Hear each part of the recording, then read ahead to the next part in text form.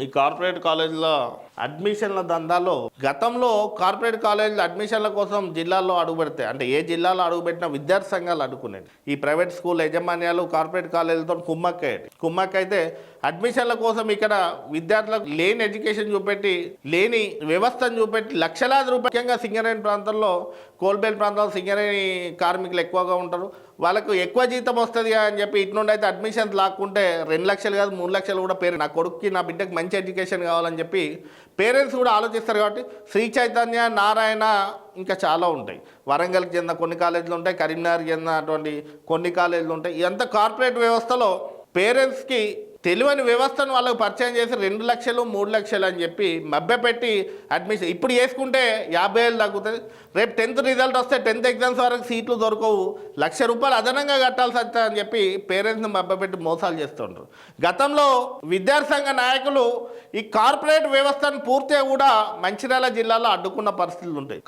Corporate కాలేజీలలో admissions కోసం వచ్చే నారాయణ కావచ్చు, శ్రీ చైతన్య కావచ్చు, SRR కావచ్చు, ఇంకా చాలా కాలేజీలు వీళ్ళను మంచిర్యాల జిల్లాలో అడుగు పెడితే అడ్డుకొని అడ్మిషన్స్ కాకుండా ఆ PROలను తరిమిన చరిత్ర విద్యార్థి సంఘాలకు. కానీ ప్రస్తుతం మంచిర్యాల జిల్లాలోనే కొంతమంది విద్యార్థి సంఘ నాయకులు, అంటే కొంతమంది అది కూడా కొంతమంది విద్యార్థి సంఘ నాయకులు స్వయంగా ఈ కార్పొరేట్ కాలేజీలకి PROలుగా మారి కార్పొరేట్ కాలేజీలకి నెల అడ్మిషన్లు ఇస్తామని చెప్పి నెలల జీతాలు తీసుకుంటున్నాను. ప్రతి ఇయర్ అడ్మిషన్స్ చేపిస్తాం, మీకు మాకు నెల కమిషన్లు ఇవ్వండి అంటారు. నెల జీతాలు తీసుకొని జీవితాలు గడపాల్సిన పరిస్థితి ఈరోజు మంచిర్యాల జిల్లాలో దాపురింది. ఇప్పుడు మంచిర్యాల జిల్లాలో ఒక కార్పొరేట్ కాలేజ్ అని చెప్పి శ్రీనివాస గార్డెన్స్ ఏరియాలో ఒకటి 2 లక్షల నుండి 3 లక్షల రూపాయలు, ₹1,50,000 పైన ఫీజులు పెట్టి కార్పొరేట్ వ్యవస్థ మంచిర్యాలలో ప్రారంభించడానికి కాలేజీ వస్తుందంటే కూడా ఇప్పటి వరకు ఏ విద్యార్థి సంఘం కూడా ఆ కాలేజీపై స్పందించింది లేదు, చర్యలు తీసుకోవడానికి కానీ అడ్డుకోవడానికి కానీ మూమెంట్ ఇచ్చింది కూడా లేదు. ఒకరిద్దరు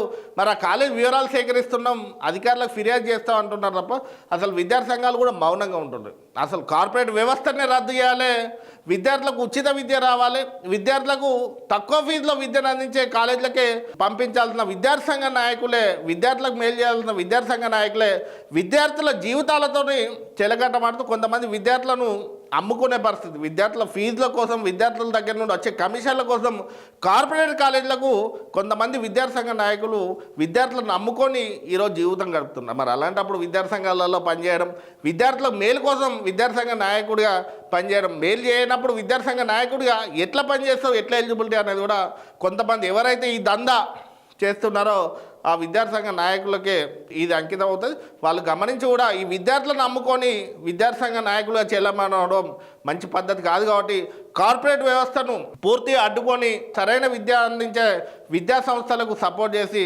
విద్యార్థుల భవిష్యత్తుకు పునాదులు విద్యార్థి సంఘ నాయకులు వేయాలని కూడా కోరుకుంటున్నారు.